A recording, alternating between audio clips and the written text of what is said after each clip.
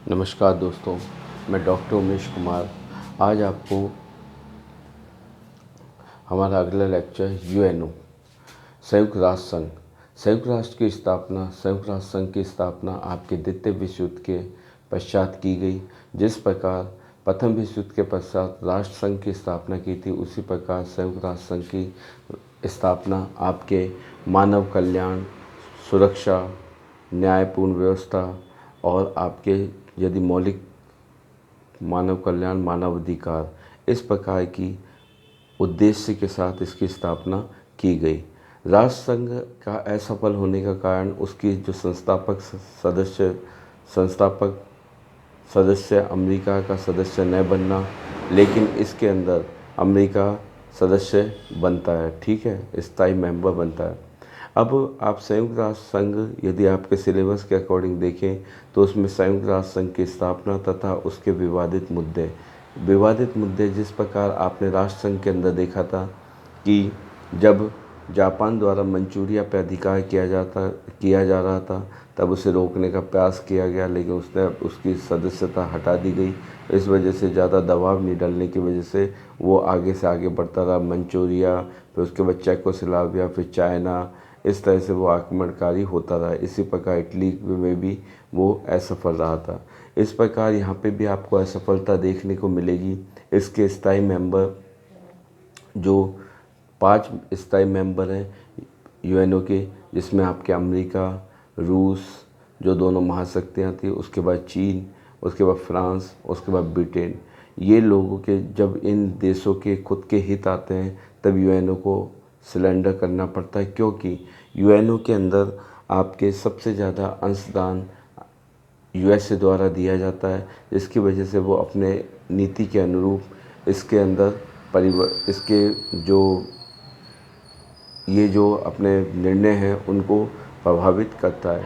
तो इस प्रभावित करने के कारण इसकी प्रासंगिकता थोड़ी कम देखने को मिली, लेकिन वर्तमान के अंदर स्वास्थ्य में, शिक्षा में, मानव कल्याण के अंदर इसका बहुत अविस्मरणीय योगदान है। आप देखेंगे कि संयुक्त राष्ट्र संघ 24 अक्टूबर 1945 को अस्तित्व में आता है, लेकिन इसके अस्तित्व में से आने से पहले जो इसकी कार्य प्रणाली थी, किस प्रकार से इसका उद्देश्य रखकर जो मित्र राष्ट्र थे उन्होंने बीच बीच के अंदर मास्को सम्मेलन और लंदन सम्मेलन, अस्पाक सम्मेलन, अटलांटिक सम्मेलन, इस प्रकार के सम्मेलन में आयोजित करके इसका धीरे धीरे क्रमिक रूप से विस्तार किया।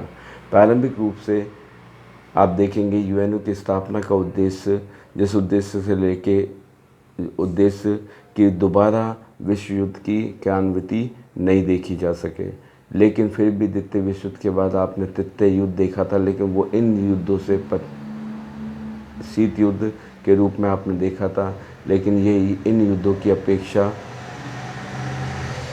वैचारिक रूप से ज़्यादा सक्षमता बजाय किसी प्रकार की युद्ध क्षेत्र के स्थापना। लेकिन उस दौरान भी आपने वियतनाम संकट देखा था, क्यूबा संकट देखा था। तो इस प्रकार की गतिविधियां चलती रहती है। आपको मैंने बताया था कि अंतर्राष्ट्रीय संबंध कहता है कि किसी के साथ शांति एवं सहयोग कुछ समय के लिए हो सकता है, लेकिन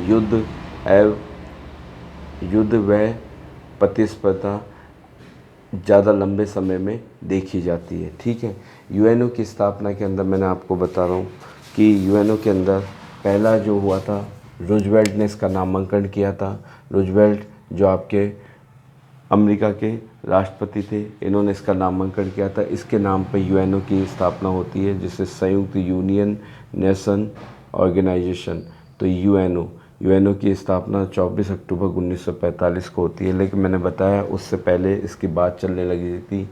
1939 से 45 तक जब द्वितीय विश्व चला था, उस दौरान इसकी बात करने के लिए मित्र राष्ट्र द्वारा पहला लंदन घोषणा के अंदर मित्र राष्ट्र 14 जुलाई, ये आपको डेट, क्योंकि ये आपके ऑब्जेक्टिव में पूछी जा चुकी है क्रम के अनुसार कि कौन सी डेट किसके साथ सम्मिलित होगी। तो 14 जुलाई 1941 में लंदन घोषणा के अंदर मित्र राष्ट्रों ने सम्मेलन में अंतर्राष्ट्रीय शांति बनाने के लिए अंतर्राष्ट्रीय शांति एवं सहयोग की भावना के लिए इन्होंने क्या किया, इसका आयोजन किया था। ठीक है, मित्र राष्ट्रों ने, जिसके अंदर आपके यूएसए, ब्रिटेन, इन्होंने इसमें भूमिका निभाई थी। ठीक है, लंदन घोषणा में 14 जुलाई 1941 के अंदर हुई थी। ठीक है, उसके बाद अटलांटिक चार्टर। अटलांटिक चार्टर, इसमें आपसे पूछा जा सकता है, वेल्स, प्रिंस वेल्स नामक जहाज़ था। ठीक है, इस जहाज़ पे हुई थी, जिसके अंदर आपके ब्रिटेन के चर्चिल थे और इधर आपके रूजवेल्ट थे। इन दोनों ने इस पर हस्ताक्षर किए, लेकिन इसी के साथ रूस भी इसके अंदर सम्मिलित हो जाता है। रूस के सम्मिलित होने के बाद इस अटलांटिक चार्टर का महत्व बढ़ जाता है। इस महत्व के बढ़ने के साथ साथ आप देखेंगे अटलांटिक चार्टर के बाद इनको अधिकार प्राप्त होते हैं। उसके बाद ये यूएनओ की जन्म स्थली कहा जाता है। यूएनओ की जन्म स्थली किसको कहा जाता है? अटलांटिक चार्टर को। अटलांटिक चार्टर को यूएनओ की जन्म स्थली कहा जाता है। कासाब्लांका सम्मेलन। कासाब्लांका सम्मेलन आपके मोरक्को के अंदर आयोजित हुआ था 1943 में। ये आप ध्यान रखना, ये तीनों एक क्रम से पूछे गए हुए क्वेश्चन हैं ऑब्जेक्टिव टाइप में। कासाब्लांका मोरक्को के अंदर, मॉस्को आपके रूस में, तेहरान आपके ईरान में। यहाँ पे कासाब्लांका हुआ था 14 से 24 जनवरी 1943 के अंदर। मॉस्को हुआ था 19 से 30 अक्टूबर 1943 में। तेहरान हुआ था 28 नवंबर से 1 दिसंबर तक 1943 में। कासाब्लांका मोरक्को में हुआ था। इसमें वही आपके स्थायी शांति के लिए चर्चिल और रूजवेल्ट तो थे ही। चर्चिल आपका ब्रिटेन का प्रधानमंत्री, रूजवेल्ट आपके अमेरिका का राष्ट्रपति। उसके साथ में आपके मोरक्को का जो जनरल होता है, जनरल डिगाल इसके अंदर क्या करता है? भाग लेता है। जनरल डिगाल, उस पर शासक होता है जनरल डिगाल। ये मोरक्को की तरफ से सम्मिलित होता है और इसमें भाग लेता है। ठीक है, मास्को के अंदर आप देखेंगे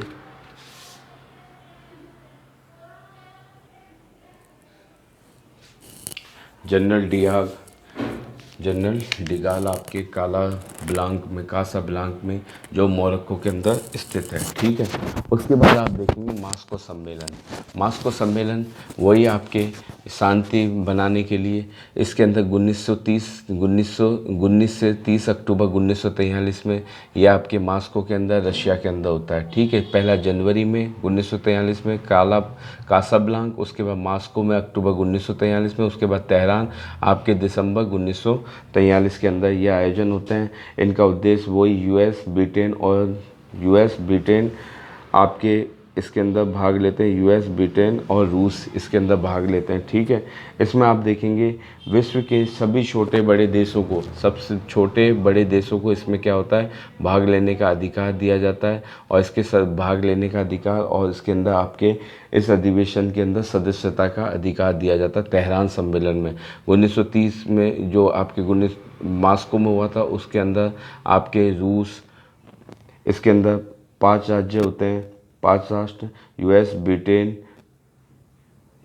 ब्रिटेन, रूस और चीन। यूएस, ब्रिटेन, रूस और चीन, ये चारों मिलके भाग लेते हैं। ठीक है, मास्को सम्मेलन में। और तेहरान सम्मेलन के अंदर आपके भाग लेते हैं। भाग लेने के बाद इसमें यूएस, रूस और ब्रिटेन, एक मास्को सम्मेलन होता है जिसके अंदर आपका चीन भी सम्मिलित होता है। ठीक है, उसके बाद तेहरान सम्मेलन ये 28 नवंबर से 1 दिसंबर 1943 के अंदर होता है। इसके अंदर आप देखते हैं कि किस प्रकार आपके तेहरान समझौते में विश्व के सभी छोटे बड़े देशों को इसका सदस्य बनने के लिए आमंत्रित किया जाता है। डैम्बार्टन ऑक्स सम्मेलन, ये कहाँ पे है? वाशिंगटन। ये कौन है? वाशिंगटन डीसी के पास में है ये वाली जगह, जिसमें 21 अगस्त से 7 अक्टूबर 1944 के अंदर यहाँ पे सम्मेलन होता है, डैम्बार्टन ऑक्स। इसके तहत आप देखते हैं कि इसके अंदर जो स्थायी सदस्य होते हैं, इन्हें वीटो के अधिकार की बात इसके अंदर होती है। आप देख रहे हैं किस क्रम से धीरे धीरे लंदन में शांति के लिए ये तीनों आपके दिख रहे हैं कि याल्टा सम्मेलन तक सैन फ्रांसिस्को तक, ये आपके द्वितीय विश्व युद्ध के दौरान शांति, अंतर्राष्ट्रीय शांति और सद्भावना, सहयोग की भावना विकसित करने के लिए ये सम्मेलन हो रहे हैं, जिसमें मित्र राष्ट्र जो युद्ध के अंदर विजेता होते हैं वो इसके अंदर भाग ले लेके अपनी बातें रख रहे हैं।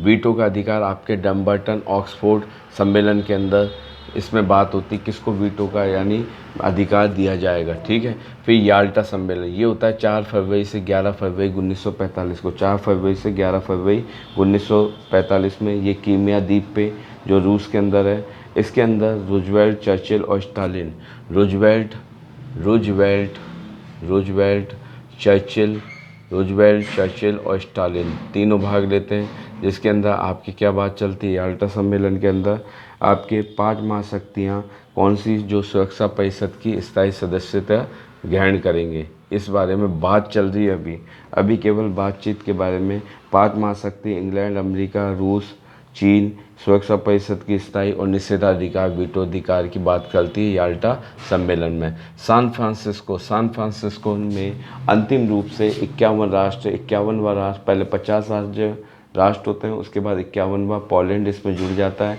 जिसके बाद ये 26 जून 1945 के अंदर सिग्नेचर करते हैं, जिसमें 51 राष्ट्र और 850 प्रतिनिधि भाग लेते हैं।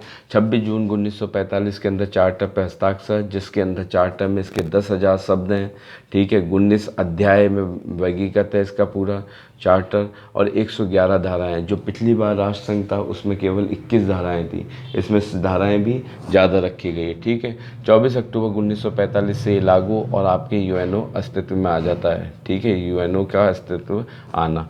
इसके बाद जो इसकी प्रथम बैठक होती है, पहली बैठक जो वेस्टमिंस्टर हॉल जो कहाँ पे है आपके लंदन में, फरवरी 1946 के अंदर होती है। लो इसका पहला हेडक्वार्टर बनता है वो लैच स्केसस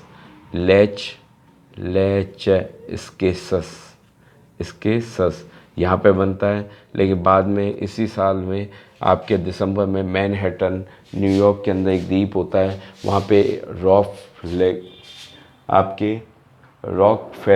रॉकफेलर द्वारा इसको दान के अंदर क्या दी जाती है, ज़मीन दी जाती है। जिसके बाद रॉकफेलर इसके दान की ज़मीन पर क्या करते हैं, मैनहट्टन इसका हेडक्वार्टर बनता है, किसका, यूएनओ का। उसके बाद आप देखते हैं 1952 में महासभा की जो प्रथम बैठक होती है वो कहाँ पे होती है, मैनहट्टन द्वीप पे, जहाँ पे आपके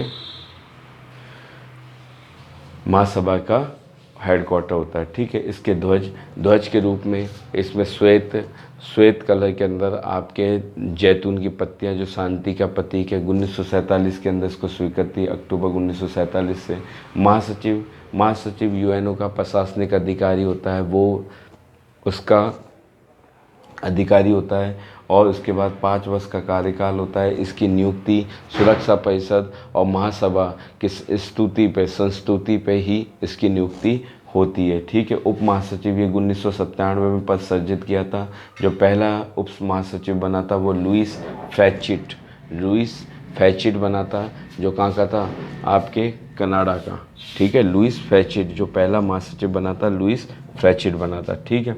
अब आप देखेंगे कि इसके अंग, संयुक्त राष्ट्र संघ के आप अंग देखेंगे, 6 अंग हैं। पहला है महासभा के अंदर आप देखते हैं महासभा को एक सीनेटर थे, सीनेटर बेंडमबर्ग ने क्या कहा है, विश्व की नगर सभा का है, विश्व की नगर सभा महासभा को कहा है, ठीक है।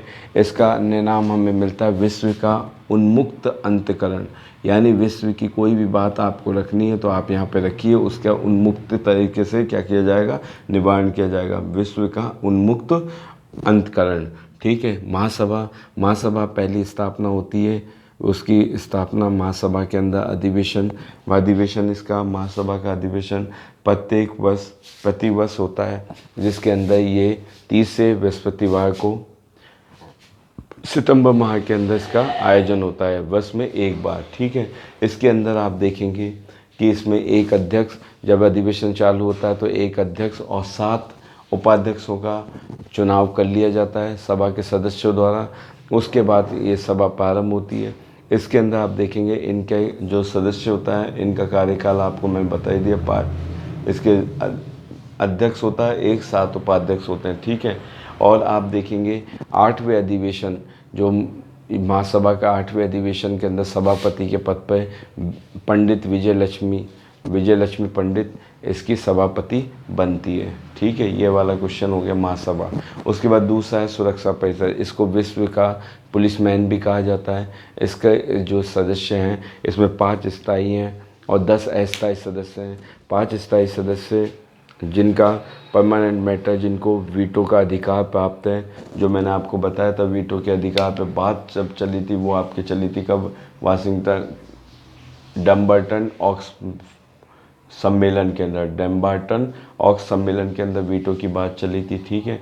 उसके बाद में आप यहाँ देखेंगे वीटो का पावर 5 शक्तियों के पास है और 10 अस्थायी सदस्य हैं, ठीक है, इसके अंदर। और इसकी सुरक्षा परिषद के अंदर सबसे ज़्यादा वीटो का अधिकार जो किया था, सबसे अधिक बार जो प्रयोग किया है वो रूस ने किया है।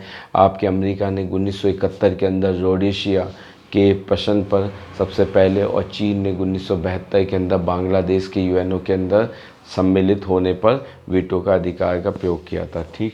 उसके बाद आप देखेंगे, हाँ एक बात कि वीटो के अधिकार के तहत ये देखा गया है कि जितने सदस्य हैं उसके अंदर यदि वीटो प्राप्त 5 जो स्थायी मेंबर हैं, जिसके अंदर आपके अमेरिका, उसके बाद ब्रिटेन, रूस, चीन और फ्रांस, यदि इनमें एक ने भी मना कर दिया तो वो कार्य नहीं हो पाएगा, ठीक है। ये इसका मत है। इसके बाद आर्थिक एवं सामाजिक परिषद, आर्थिक एवं सामाजिक परिषद के अंदर आप देखेंगे कि इसके अंदर प्रारंभ में इसके 18 सदस्य थे, फिर 1966 में से 27 और वर्तमान में कितने हैं, 1954 ही अभी वर्तमान के अंदर इसके सदस्य हैं, ठीक है। इसकी बैठक वर्ष में 2 बार होती है, एक बार जुलाई के अप्रैल में और एक बार जुलाई में। अप्रैल वाली बैठक होती है न्यूयॉर्क के अंदर, जुलाई वाली होती है जिनेवा में।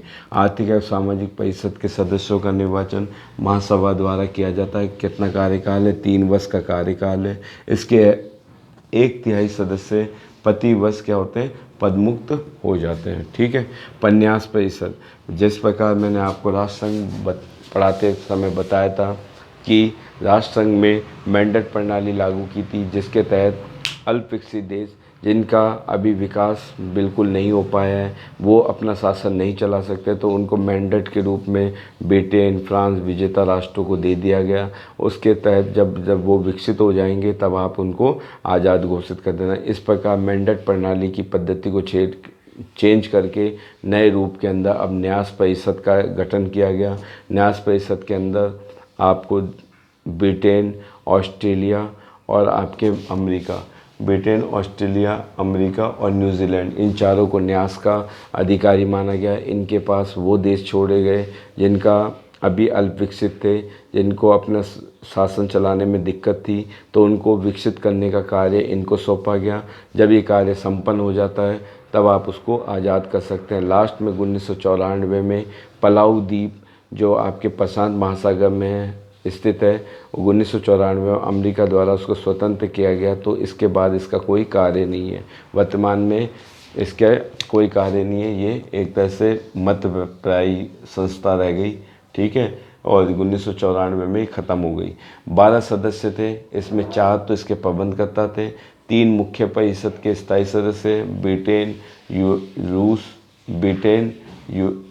यूएस और आपके रूस, ठीक है, और 5 निर्वाचित सदस्य जो चुनाव की प्रक्रिया के द्वारा चुने जाते हैं। अंतर्राष्ट्रीय न्यायालय द हेग नीदरलैंड के अंदर स्थित है। इस न्यायालय की बात यह है कि इस न्यायालय में आपको 15 न्यायाधीश होते हैं। 15 न्यायाधीश का कार्यकाल 9 वर्ष होता है, जिसमें से 3 वर्ष के बाद 5 न्यायाधीश क्या हो जाते हैं, सेवा मुक्त हो जाते हैं।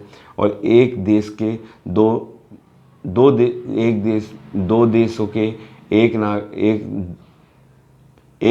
2 न्यायाधीश इसमें नियुक्त नहीं हो सकते, ठीक है। इसमें जब इनकी कार्रवाई चालू होती तो ये अपने में से अध्यक्ष और उपाध्यक्ष का चुनाव कर लेते हैं। इस काल में आप देखेंगे नगेंद्र सिंह भारतीय न्यायाधीश, जिनको अध्यक्ष और उपाध्यक्ष दोनों का शासन चलाने का आपको सौभाग्य मिला है, ठीक है। इसमें 5 अध्याय हैं, इसके 5 अध्याय न्यायाधीश और 70 अनुच्छेद हैं। इसकी भाषा जो यूज़ की जाती है फ्रेंच और अंग्रेजी है, ठीक है।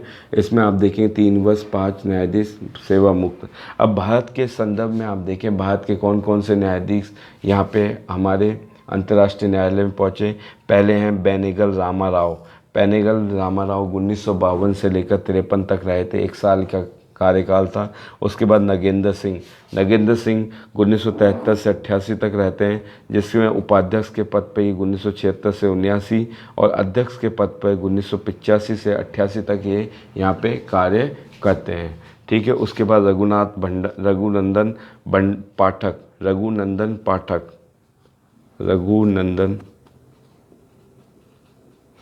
पाठक ये आपके रहते हैं 1989 से लेकर 91 तक, ये यहाँ पे न्यायाधीश के पद पे कार्यरत रहते हैं। उसके बाद दलवीर भंडारी जो 2012 में बने थे, ये भी यहाँ पे कार्यरत थे, ठीक है। ये आपको देखने को मिलेंगे। भारतीय 4 हैं, एक तो आपका बेनेगल रामाराव, फिर नगेंद्र सिंह, उसके बाद में रघुनंदन पाठक और दलवीर भंडारी, ये आपके यहाँ पे भारतीय न्यायाधीश रहे थे। सचिवालय का कार्य दिन प्रतिदिन के जो भी कार्य संपादित किए जाते हैं वो सचिवालय द्वारा किए जाते हैं, ठीक है।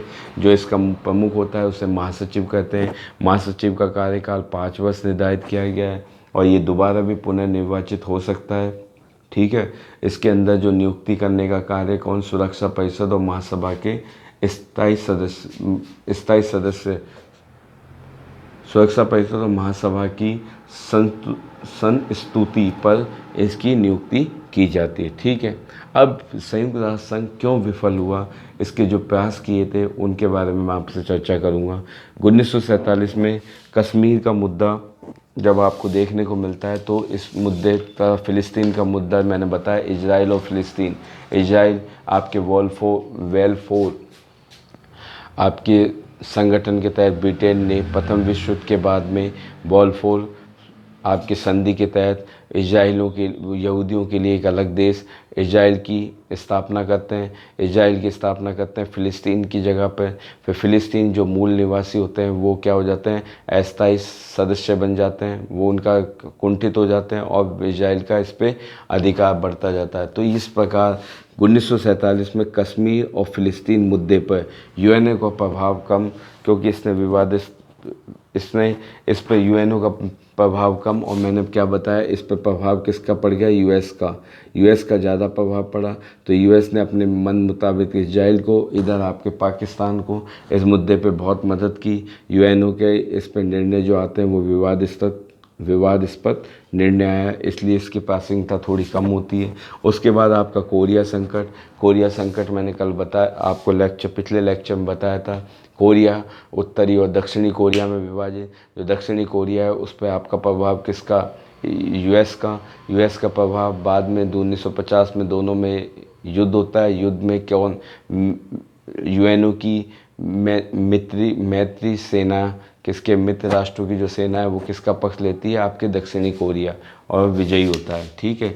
इस प्रकार यूएस के पक्षधारी नीति के कारण इसकी छवि पे धक्का लगता है, ठीक। उसके बाद 1954 में जेनेवा सम्मेलन मैंने बताया। वियतनाम किसका, आपके फ्रांस का उपनिवेश था। फ्रांस युद्ध में हारने के बाद जेनेवा कॉन्फ्रेंस के तहत उसको आज़ाद घोषित कर दिया जाता है, वियतनाम को स्वतंत्र कर दिया जाता है। स्वतंत्रता के बाद में वहाँ पे जनमत संग्रह करवाना था, लेकिन यूएस के दबाव की वजह से जनमत संग्रह कैंसिल कर दिया जाता है। तो इसलिए इसकी अवस्था क्या लगती है, संदिग्ध रहती है। जब संदिग्ध इसलिए क्योंकि जब जनमत संग्रह नहीं करवाया गया। 1960 में कांगो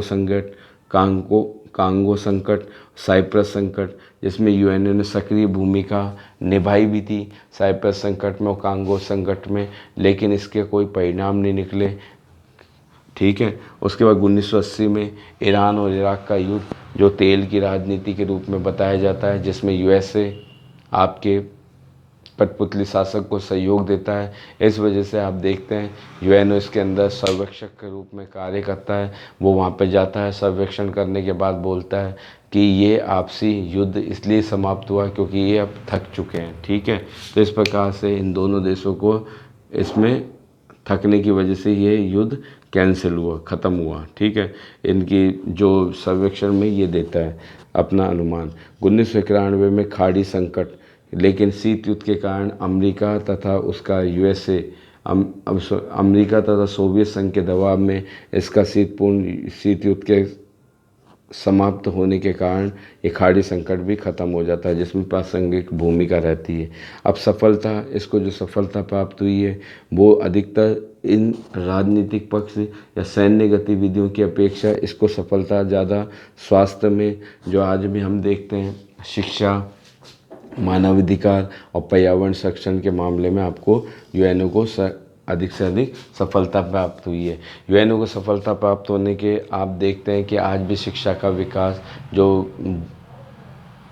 अल्प विकसित राष्ट्र है वहाँ पे शिक्षा का कार्यभार, पोलियो, ड्रग्स, ये सब अपने जो अधिकरण हैं, जो इसकी संस्थाएं हैं, जो इसके नियंत्रण में हैं, उनके द्वारा ये कार्य करती है, जिसकी वजह से वो गरीब और अल्प विकसित देशों के अंदर विकासात्मक दर देखने को मिलती है, जिसमें उनकी शिक्षा, स्वास्थ्य और आपके पर्यावरण और मानव अधिकार की रक्षा का कार्य करता है। ठीक है, मानव अधिकार की रक्षा का कार्य पहले इसकी एक संस्था थी, लेकिन बाद में इसको चेंज करके मानव अधिकार आयोग बना दिया जाता है। मानव अधिकार आयोग का कार्य आप देखेंगे,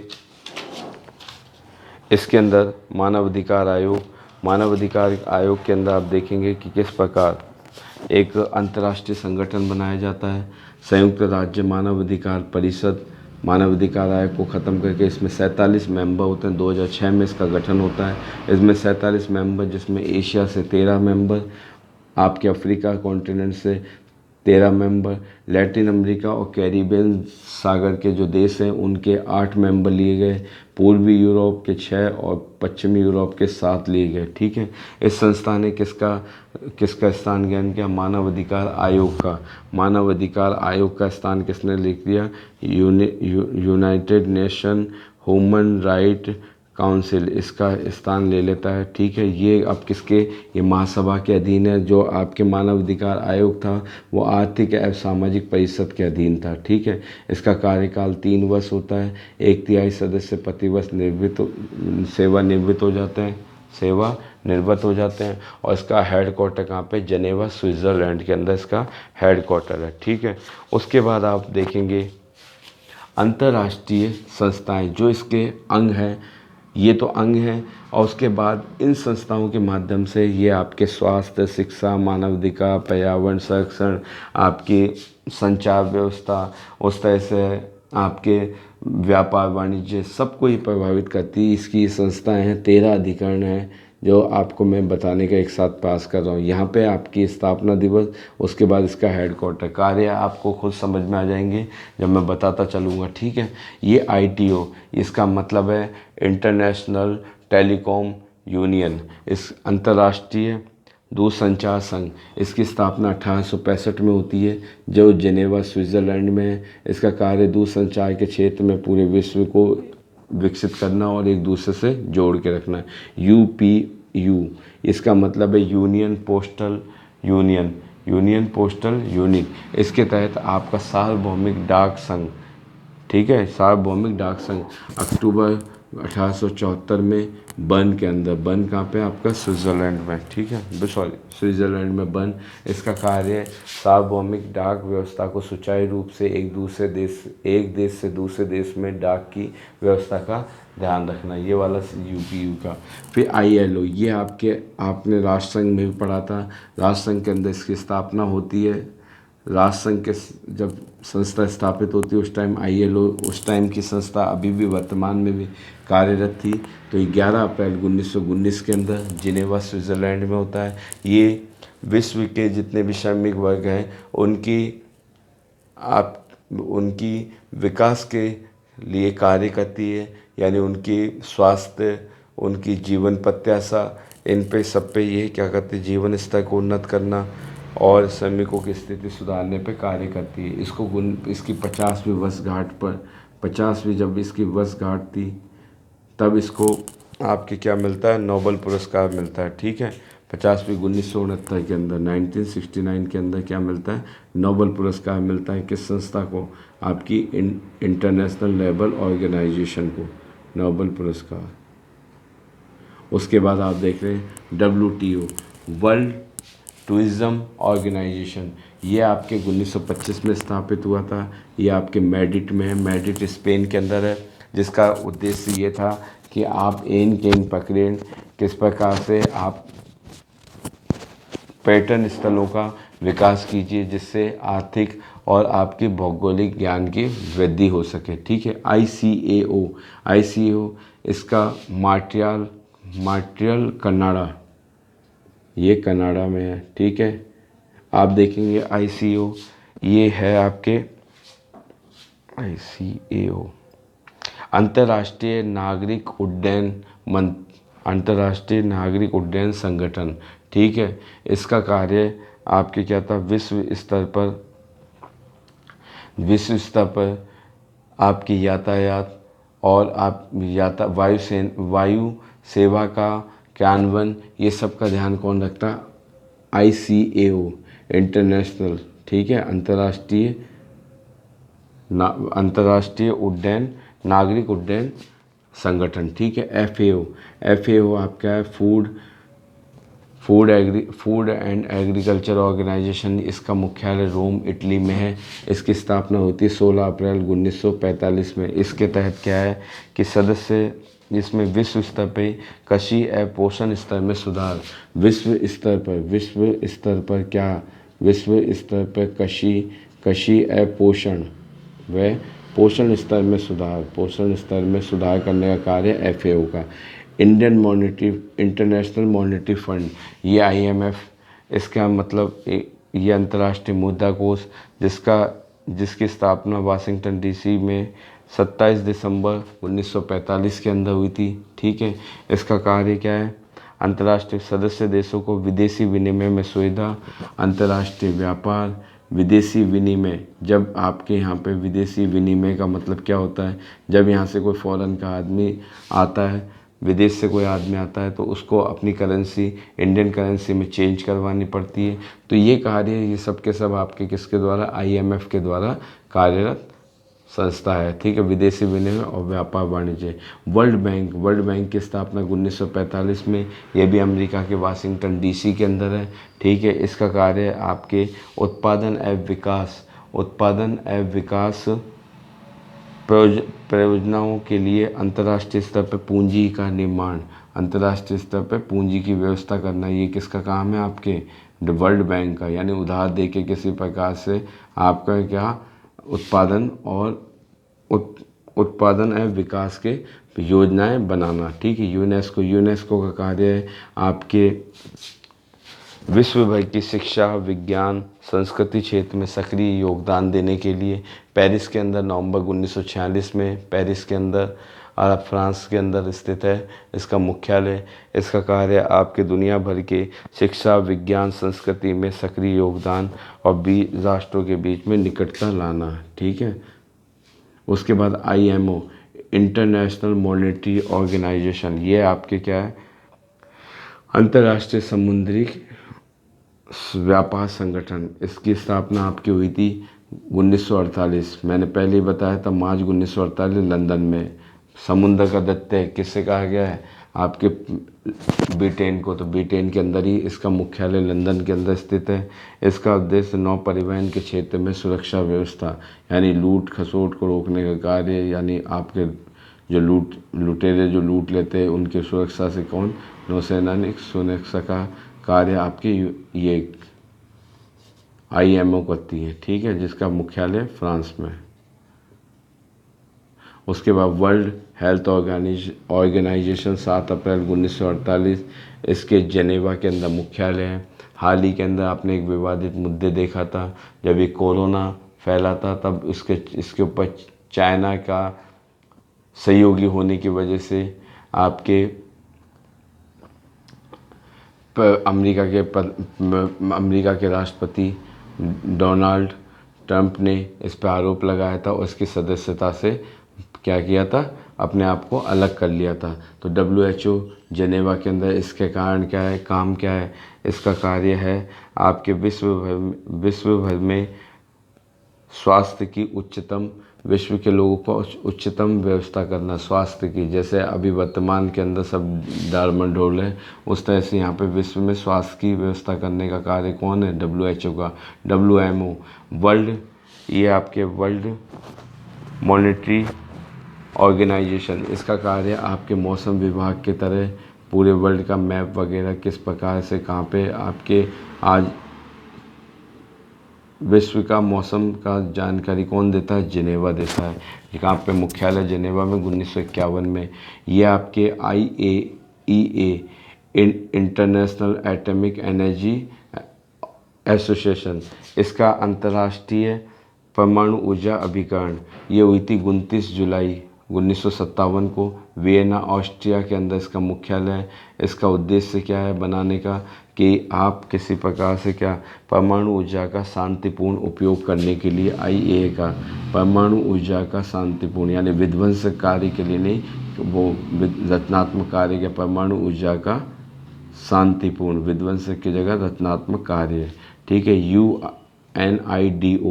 UNIDO United Nation Industrial Development Organisation 1966 के अंदर वियना के अंदर। इसका उद्देश्य आपको पता है विश्व भर में समृद्धि, आर्थिक मजबूती, जीवन स्तर सुधार के लिए औद्योगिक विकास करने के लिए 1966 में विपो, यह है वर्ल्ड इंटेलेक्चुअल प्रॉपर्टी ऑर्गेनाइजेशन यानी बौद्धिक संपदा। ये आपके 1967 में जिनेवा के अंदर ये विश्व के अंदर बौद्धिक स्तर पर क्या करती है? कार्यों को प्रगति देती है, उनका संरक्षण करती है। IFAD अंतर्राष्ट्रीय कृषि विकास कोष, ये 1976 में रोम के अंदर स्थापित होता है। ठीक है। अंतर्राष्ट्रीय कृषि कोष, इसके अंदर विकासशील देशों में निम्न वर्गों को उन्नत खाद्य उत्पादन तथा पोषाहार उपलब्ध कराना। ठीक है। वर्ल्ड ट्रेड ऑर्गेनाइजेशन, ये विश्व व्यापार संगठन जनवरी 1995 में जिनेवा। इसका उद्देश्य अंतर्राष्ट्रीय व्यापार वाणिज्य को प्रोत्साहन देना। ठीक है। उसके और उनके लिए नीतियां बनाना कि किस उत्पाद को क्या सब्सिडी दे, किसको नहीं दे, इन सब पे ध्यान कौन देता है? World trade organisation. CTBT का मतलब होता है आपके व्यापक कंप्रहेंसिव टेस्ट बैन ट्रीटी। इसके अंदर ये आपके व्यापक परमाणु परीक्षण पर रोक लगाता है। 1996 में वियना के अंदर हुई थी, जिसमें भारत ने भी क्या है इस पर साइन नहीं किए थे। भूमंडलीकरण स्तर पर प्रावधान लागू करता है। ठीक। OPCW, ये रासायनिक अधिकार और रासायनिक हथियारों की निषेध का कार्य करता है। 29 अप्रैल 1997 में द हैग नीदरलैंड में, जहाँ पे आपके अंतर्राष्ट्रीय न्यायालय स्थित है, वहाँ पे है। इसका मतलब जैविक हथियारों के अनुसंधान का कार्य, उनको संरक्षण रखना तथा उसकी किसी प्रकार से कालाबाजारी को रोकने का कार्य कौन? OPCW अंतर्राष्ट्रीय रासायनिक हथियार निषेध संगठन है। ठीक है। उसके बाद आप देखेंगे कि UNO आज 21वीं सदी के अंदर भी आप इसकी यदि कार्य प्रणाली देखेंगे तो ये वर्तमान के अंदर भी जो इसका सबसे ज़्यादा इसका अंशदान करता है, US का इस पर ज़्यादा प्रभाव है। उसके बाद में स्थायी सदस्यों का इस पर प्रभाव रहता है। आज भी अंतर्राष्ट्रीय मुद्दों में इजराइल की समस्या विश्वव्यापी समस्या का रूप धारण कर रही है, जिसके अंदर UNO के अंदर अमेरिका का सपोर्ट होने की वजह से, UNO पे अमेरिका का दबाव होने की वजह से वो एक सक्षम निर्णय लेने में असफल हो रहा है। लेकिन फिर भी उसने स्वास्थ्य, शिक्षा और आपके मानव अधिकार, पर्यावरण संरक्षण के अंदर आपने इसने बहुत सहयोग दिया है। नमस्कार। आपको कैसा लगा कमेंट के अंदर ज़रूर बताइएगा। नमस्कार।